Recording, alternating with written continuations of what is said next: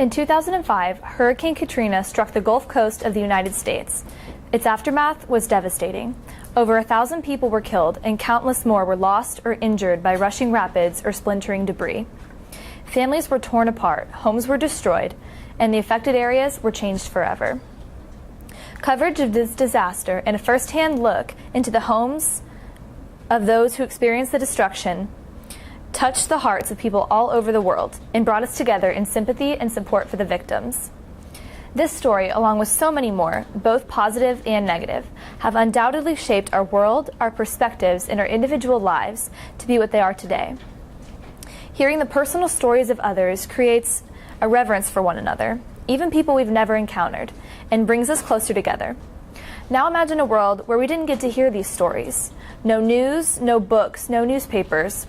A world without the stories that have shaped our lives. We would all be separate beings with no sense of connection. Sharing personal accounts, events, world news, and ideas brings the world together, and it is writers that are behind crafting and presenting these to the public. Hello, my name is Katie Berger, and I'm conducting an independent study in the field of journalism. Ever since elementary school, I've had a passion for creating stories and sharing my thoughts through writing. Throughout my education, I have fostered and refined this passion, and I am now ready to pursue it as a career. Mary Kay Ash once said, "Every failure, obstacle, or hardship is an opportunity in disguise." Success, in many cases, is failure turned inside out. The greatest pollution problem we face today is negativity. Eliminate the negative attitude and believe you can do anything. Replace "if I can," "I hope," "maybe," with "I can," "I will," and "I must." The optimism, diligence, and persistence described by Miss Ash here is exactly what I strive to achieve on my endeavors in journalism. In my pursuit of a journalism career, I plan to hold these goals and qualities in mind, keeping a mindset focused on growth. The first thing that each ISM student does during the year is informational interviews to learn more about their topic of study and choose a mentor. My first informational interview was with Miss Sarah Mervosh, a Breaking Enterprise reporter at the Dallas Morning News. She was able to give me a lot of information about the timing of broadcast journalism versus print journalism, as she has worked in both industries. She told me that after working for many years in pursuit of a broadcast career, she grew a bit tired of it because as a broadcast journalist, you have to work your way up. You start very local with small TV stations, and it takes a long time. It takes upwards of a decade sometimes to work your way up to a major news network. And she said that working at a print source is much quicker. You are able to be published much faster. You're able to do a lot more work than you are working your way up as a broadcast journalist. So this is kind of where I decided that I definitely wanted to pursue writing rather than broadcast journalism. She also mentioned that everything now is published for the website. She, of course, was referring to the Dallas Morning News website, but this is true for any journalism company now because as technology is rapidly rising, less and less people are ordering newspapers or magazines, and more people are getting their information off of online sources. She also mentioned that as a journalist, sources are the most important resource that you have. Yet, sources aren't always going to want to talk to you. Because if you are covering a sensitive story and you ask certain sources, they may not want to always talk about it. And she mentioned that creating thick skin through the process of rejection is a very important skill for a journalist because the best way to learn is hands-on. So she told me just to be ready for that. My next interview was with Miss Rebecca Silvestri, the executive editor at the Plano Profile magazine. She, as she works for a local magazine, told me to get stories by getting to know people, by getting involved in the community. She mentioned that local stories are crucial in her career as she works for a very local magazine, as Plano is a small suburban area. She told me about getting out and talking to people because that is the way that you understand what is important to the people you're writing about. She wants to know what the people of Plano want to know about, and that's what she writes about. So this taught me to get to know my audience and get to know what they want. My next interview was my mentor, Stacy Parks, the online managing editor at D Magazine. As she has also worked in many aspects of journalism, many different subject areas, including crime, she mentioned having the importance of compassion in journalism. This inspired some future research for me, as I had some questions about compassion in journalism because, as everybody knows, TV anchors and writers are supposed to remain objective when presenting information. Yet, I wondered where this objectiveness stopped and where compassion began. She also told me how to read a situation when gathering sources, as, like I said earlier, Ms. Muravash told me that sources may not always want to talk to you. And it's important to be able to read your source and understand their needs and what's appropriate. As she is the online managing editor, she was able to give me some information about how online stories are typically more concise, while printed stories for the magazine are more in-depth. Nobody wants to get on an online article and read thousands of words about something that they're just looking to get a bit of information on. My fourth interview was with Miss Christine Perrineau, the editor of Frisco Style magazine. She, again, as she works for a local magazine, taught me the importance of building relationships within your community. She mentioned lots of heart-touching stories, heartfelt stories about people that she's got to talk to and that she's gotten to know in the community. She knows an incredible amount of people in Frisco because she writes about them every day. And this taught me, again, just the importance of building relationships with your audience. My fifth interview was definitely the most unique one. It was with Miss Stacy Gerard, the D Home and Weddings editor at D Magazine. She was able to show me the different side of journalism, as she covers mainly fashion, home, and weddings. And she taught me about the elements that create a magazine experience. If you're reading a newspaper or watching a newscast, you're getting it for the information. But if you're reading a magazine, a lot of times, like the D and Home Weddings magazine, you're looking for an experience. Pictures and fonts, down to every little detail, create that experience for the readers, and she was able to give me some information on how to do that. The only broadcast journalist I interviewed was with Miss Sonia Azad, the health and wellness correspondent at WFAA. She, I saw on her profile, has won an Emmy for her broadcast journalism endeavors, and I was really excited to interview her.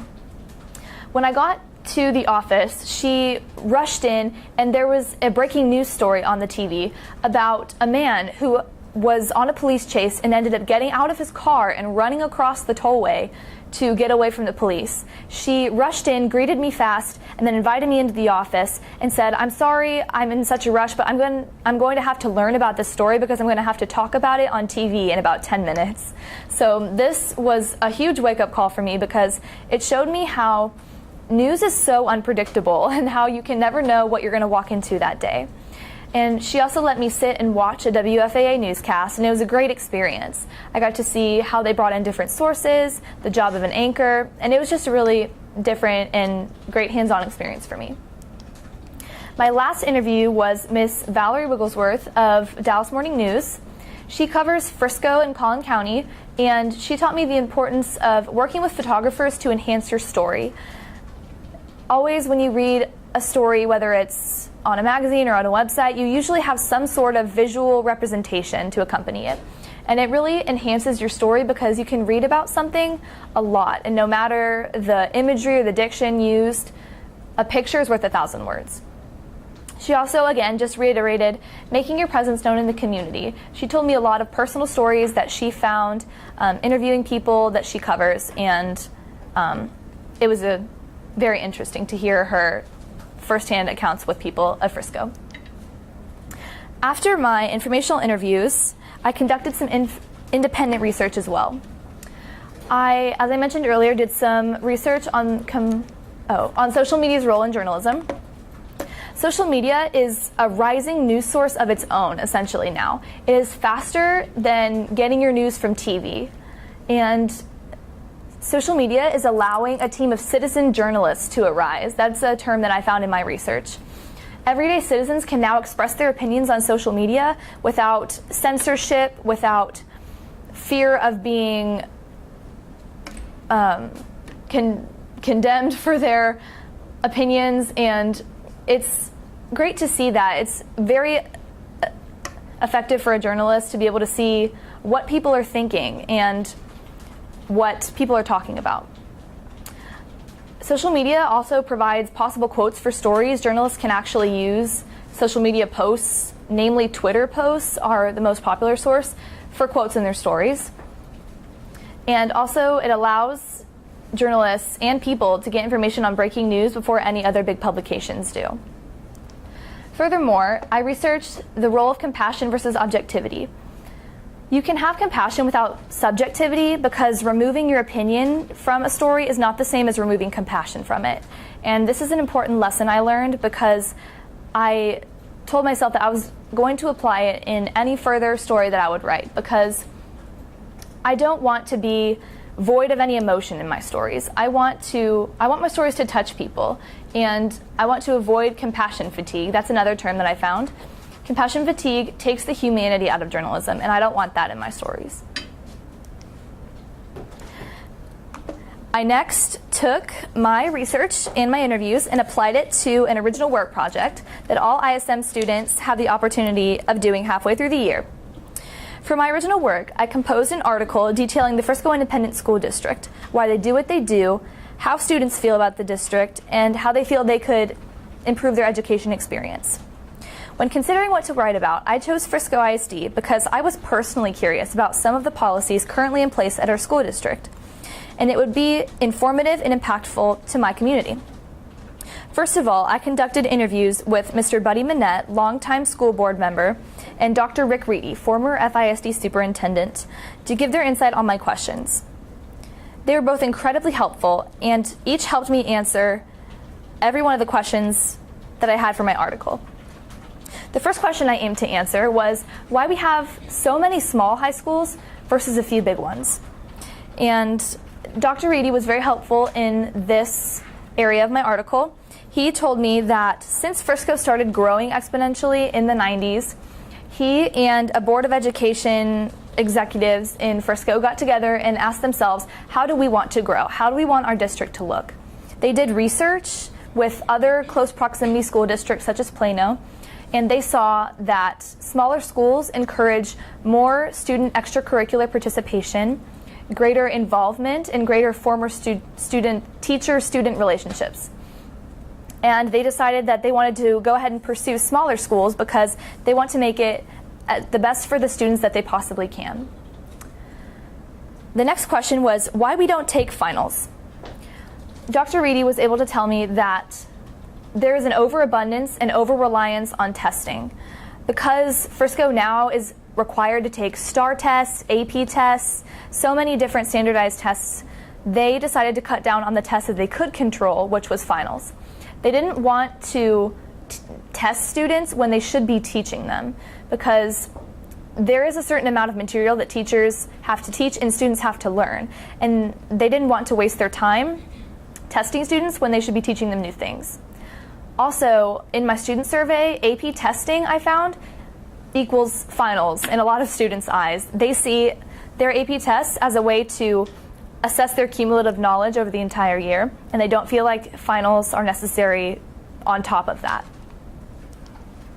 The next question that I answered was the reasoning behind the retake policy. The retake policy, I learned from my interviews, aims for mastery of material. The timing doesn't matter. Dr. Reedy told me that they're aiming for every student to gain mastery of the material. Why should it matter if it takes one student a bit longer than another to gain the mastery? They're only aiming for each student to do their best, and if they have to retake a test a couple of times to get that information, they should be able to do that.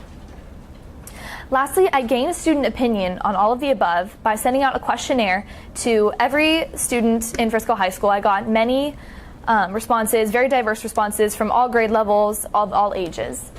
There was a very split opinions on finals that I found. I found that younger students, such as freshmen and sophomores, like that we don't have finals, but juniors and seniors actually want finals because they want to be prepared for college.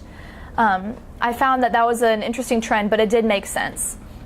There was obviously a unanimous love of retakes because students naturally like being able to make mistakes, and they like that it's okay in their high school career to learn from their mistakes, be able to retake a test, and not have it hurt their GPA for later. Unanimously, the least favorite part of school was the stress and anxiety caused by it, and many students requested as a solution to have less busy work for homework and only give homework when it will actually be essential and beneficial to their high school career. Because, as I'm sure all of my fellow students know, having an hour of homework in each class is fine, but when you have 7 classes to do, that adds up to a lot of work a night, and it adds a lot of unnecessary stress and anxiety. I have some copies on the table if anybody would like to grab them on the way out. My mentor, Stacy Parks, was able to help me after the completion of my original work and through the creation of my product and through the end of the year. My mentorship experience with Stacy Parks has been incredible. Ever since our first interview, I just felt that we clicked. We were very similar in personality, both love what we do and have a love of writing.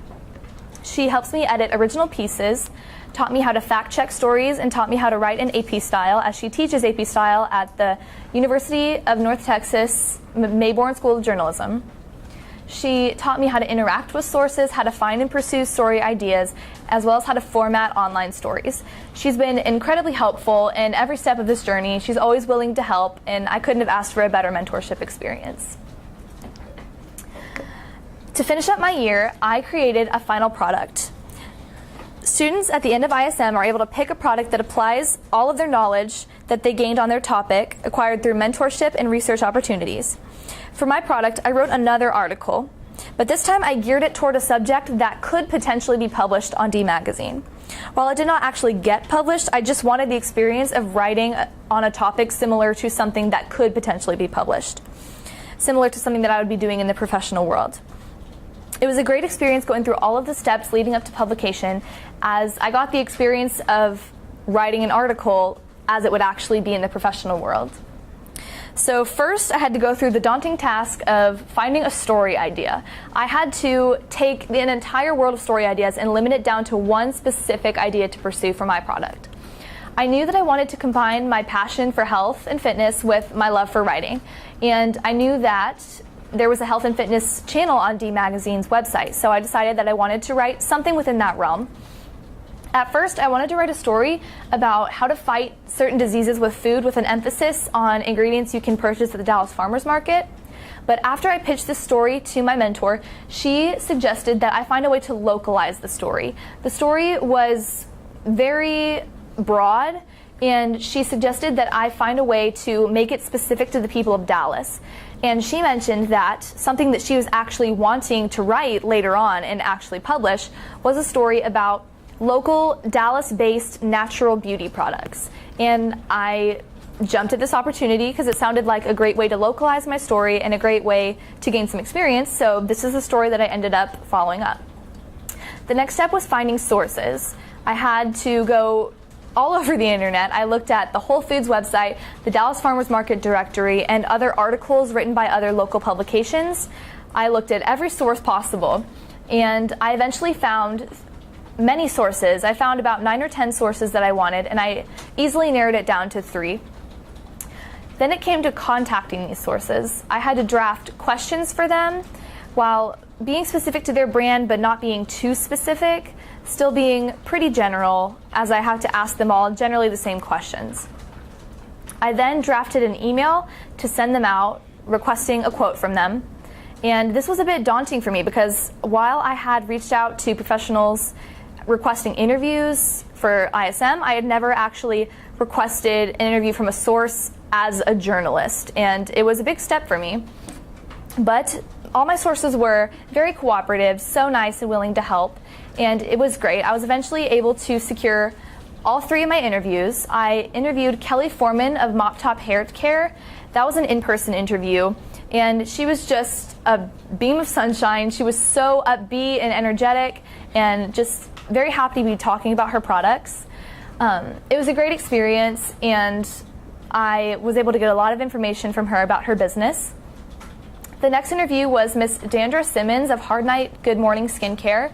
I interviewed her over email, and this was different, a little bit of a different experience, and I was kind of down to the wire on this one because I sent her the questions, and they were in the middle of moving offices for their business, and she was able to get me the questions, her quotes, on the very last day that I needed them. And this kind of showed me that you have to be ready for anything in getting sources for journalism, because sources, you can't always rely on them to be exactly punctual, exactly cooperative with you whenever you need it. And this was a great lesson for me to learn, as it taught me what to expect later on in my career when gathering sources. My last interview was Renee Mitchell from Abundantly Aromatic. I was able to interview her over the phone, and she called me and we had a very in-depth conversation about her business. She's a vendor at the Dallas Farmers Market, so she was actually one of the more small businesses that I was able to interview. And it was very interesting to hear all of these women's perspectives, how they started their business. They all had such inspiring stories on how they started their business, and I was personally really excited to get to tell their stories. Next, I synthesized their quotes with my own research, and I wrote my article. It was too wordy at first because I have a tendency to want to add as much detail as I can, but my mentor helped me edit it down and kind of refine it a little bit so that it would be a more appropriate length for an online story. Then we proofread and fact-checked it, and that was how I made my product. It was a great experience for me. I loved making this product. It combined my passions with my career, and I love doing that. These are some pictures, some handouts that I got, notes from interviews, how to fact check. My entire product was done on pen and paper or a laptop. Is very writing centered, and that's what I love to do. I want to thank all of my friends and family for coming here today to listen to me give my speech about writing, just because you know how much I love it. I also want to thank Coach Goff for always being there for me and supporting me through this entire process. I also would like to thank my mentor most of all, because she has been the greatest person in this experience. She has taught me so much about my career, just always been willing to help about everything in ISM, and she's been very supportive of me this entire year. Journalism is an industry that never stops affecting lives all over the globe. 24 hours a day, 7 days a week, our world keeps turning and things keep happening. It is up to journalists to write it down in history and make sure nothing goes unseen. It seems like an intimidating task, but I'm up for the challenge. Thank you.